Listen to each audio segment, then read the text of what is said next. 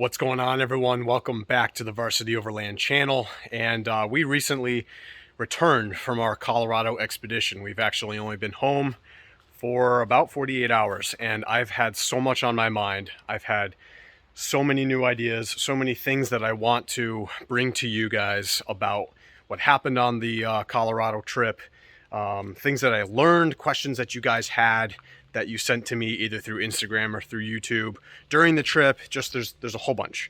And I'm going to start with something very simple and hopefully something very quick, which is if you are traveling cross country, if you're doing something like a 3-week long trip like we just did, or even a 5-week trip like we've done in the past, do you need a portable fridge? Which is like one of those go-to overland pieces of gear everybody tries to grab and put in their truck or put in their rig. Do you actually need it? Obviously, short answer is no. We didn't have one. So if you don't need one, yeah, it would be great to have one. Obviously, it's a creature comfort. But if you don't need it, then how do you get by with just using a cooler like we did? I'm going to give you 3 ideas, 3 tips, 3 things that we did to make the use of our cooler a little easier on the road. So let's start right off the bat with the cooler that we actually used. And obviously you can see there's still quite a bit of gear in here because I haven't quite cleaned out the back of the truck yet. But this is the Yeti Roadie, I believe it's called, number 24. So if you went on Yeti's website, you could just find it, Yeti Roadie 24. Not their biggest size, obviously. I think their biggest one's almost twice this size. And this is what we got away with. This and another Yeti cooler, a soft shell cooler that's even smaller. So I want to give you some tips as to how to make the use of your cooler the most efficient without restocking your ice basically every day and spending a whole bunch of money on that. All right. So the first thing I'm going to mention right off the bat is the location of the cooler. Obviously you can see that mine was stored right here in the bed of the truck, and for the majority of our trip that is where it lived, right on the inside of the truck. However, in the summer heat, which is typically when you're using a cooler, the bed of your truck can get really hot, especially if you're traveling for hours and hours and hours. I mean, we had some days where we were driving for 8 hours, 9 hours, or 10 hours at a time just to get from one state to the next. So when the bed of your truck gets really hot, even if this thing is packed to the brim with ice, it's still trying to keep the contents cool against, let's say, the 90-degree weather outside, right? So the location is going to be my first tip. If possible, I'm going to recommend that you take your cooler and you store it inside the vehicle, all right? So maybe your cooler can fit in the back seat, which would be great. Maybe you have an SUV and your cooler is already inside the vehicle, which is really convenient, right? But the difference with the location is instead of the ice, instead of the cooler having to, compete against 90-degree air temperature, it only has to compete with, let's say, 75-degree air temperature or whatever you have the air conditioning cranked to inside your vehicle. So that way the cooler is going to stay cool. The ice on the inside isn't going to have to work so hard. You might not even, have a cooler this size. Maybe you're just doing like a weekend, or maybe you're doing like a day trip to the beach or whatever, and your cooler's even smaller, or it's not a hard shell, it's a soft shell, whatever it is. Keeping it in a cooler location is going to be, I think, beneficial for you. Now, let's say you can't, because for the majority of our trip, like I said, it did live in the bed of the truck because there was a lot of stuff in the back seat here. There's the dog inside the dog crate, and then some of our duffel bags and electronics, camera gear, things that we definitely didn't want to store in the bed. So there was no extra space. So let's say you are in the same position, or maybe you have a family and your back seat is full of kids, right? So if that's the case, then I would just recommend whenever you're able to, take your cooler out of the bed of the truck and just put it down in the shade somewhere. Because even for us, when we'd park the truck for the night at camp, that could be several hours, right, until the sun went down. So it was beneficial just to get it out of the bed of the truck and, stick it underneath a tree or stick it underneath the awning that we had deployed or whatever, just to help cool it down.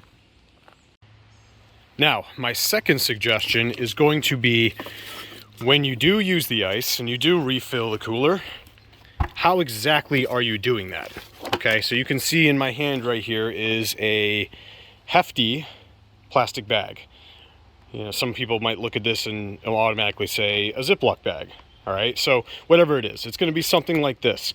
I'm going to recommend that when you fill your cooler with ice, don't just dump all the ice into the bottom and then throw your food on top. All right, and some people also dump some ice, then put some food, then dump some ice, then put some food, and that's probably a little bit better. But what I'm going to recommend, even more so than that, is get the ice out of the bag that it comes in and put the ice into several of these plastic bags. All right, because if you've had any experience with bags of ice before, you know if you just throw the bag of ice in here, the bag of ice always breaks, and when the ice starts to melt, the water gets in there. Or maybe you just dump all of your ice in there, you remove the bag, and then obviously, yeah, the ice melts over time. And this isn't necessarily a tip that'll keep the cooler cool, but it will stop your food from getting soggy, right? So put all of your ice inside of a bag or multi-bags that will not leak, because there's nothing worse than traveling all day, getting to your campsite, opening up your cooler, reaching in, and when you pull out whatever it is you're looking for, maybe it's the package of hamburgers or hot dogs or whatever, it's just all soggy and gross, okay? Especially if the packaging on the food that you're talking about isn't exactly the best. So it's a quick extra 5 minutes that it could take once you walk out of the store. You got your big block of ice, your big bag of ice, slam it on the ground a couple times, and then with a partner or by yourself, just try to find a way to get it into some of these bags, and then tuck those bags individually around all of your food. And finally, my third and final suggestion when it comes to the cooler is only reserve very special food for the cooler. And what I mean by that is, when you go into the store, do your best to pick up a whole bunch of non-perishable items. And believe it or not, this never would have crossed my mind. I can thank Michelle for this idea, because her mind works a heck of a lot differently than mine does, and I probably would have gotten 3 more coolers for all the food before I even thought of something like this. So what this does is it allows you to store a whole bunch of food that does not have to be refrigerated or kept cool or anything inside the vehicle, or literally wherever you want to, and you can reserve the cooler for basically just a few essential items. Honestly, at any given point during the trip, you could have opened up this cooler, and chances are the only thing that you would have found in there would be maybe 2 or 3 items. I can think you'd probably find eggs, bacon, and some other form of protein, maybe like chicken or hamburgers. Literally, that was the only thing that we were keeping inside of this cooler, which means that the rest of it was able to store the ice. All right. And yeah, I did say that we had another cooler, a soft shell cooler that was smaller. That was supposed to be reserved for like water and maybe like some seltzers or something like that, but that ran out pretty quick and we just didn't really feel the need to replace it. So that secondary cooler was hardly ever filled or ever used for much of anything. In fact, we always ended up storing all of our water inside the cab of the truck because it was easier to access while we were driving. So we had probably 3 or 4 forms of protein inside the cooler at all times, and the rest of it was just filled with ice. And other than that, all of our other food came from stuff like this. And this is literal examples of the stuff that we ate while we were at camp or on the road. We got some breakfast food here for the instant oatmeal. All you had to do was put some water in there, and then got some other kind of typical, stereotypical canned stuff. And what you'll notice about the tops of these cans is going to be a little bonus tip that I want to give to you. When you grab your non-perishables, make sure that they're easy to open. You don't want to be getting all the way back to your campsite and then go to open, let's say, your vegetables, your canned vegetables, and realize that you can't because you don't have a can opener, which stinks, because trust me, I've been there. So make sure everything's got a pull tab so it's all easy to open, or it's just like one of these little situations, just easy to peel off.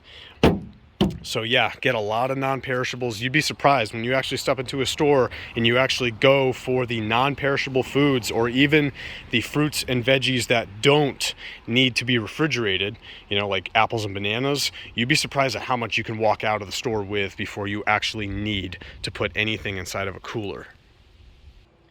All right, people, well, those are my 3 quick tips to make the most of your cooler on a multi-week adventure instead of getting a portable fridge. Now, obviously, if you can get yourself a portable fridge, then go for it, right? It's gonna make things a lot easier. But we went for a 5-week long cross-country road trip in 2021, and just now we went for a 3-week long cross-country trip again. And we just returned a few days ago, and there was no portable fridge for us, right? So we had our Yeti cooler. We had a soft shell cooler a little bit smaller that we actually hardly used. So I hope that this information was beneficial. I hope that you can make use of it, or at least it'll help you in your decision as to whether or not you need to spend all that extra money on the portable fridge. I can't guarantee that I'm going to be, utilizing the cooler forever. You know, the dream is to eventually have a portable fridge. That would be awesome. But for now, what we're doing seems to be working just fine. Speaking of our adventure, you should expect to find a little sneak preview, little trailer in the near future on the channel. Hopefully, I would really love for that to be next week, but there is a lot of footage, all right? It was 19 days, and I have a lot to sort through. I have a lot to edit, and that just takes a whole bunch of time. So we're gonna see what I can get through, but I'm praying, got my fingers crossed that I'll be able to get something out by next week, just to give the audience a tidbit, a little sneak as to what the experience looked like. It was amazing, and I can't wait to share it with you guys. Thanks for sticking around. I appreciate the view. Hit that thumbs up, and feel free to subscribe or check out other videos from my channel if you would be so kind. I appreciate it. I'll see you guys next time. Peace, people.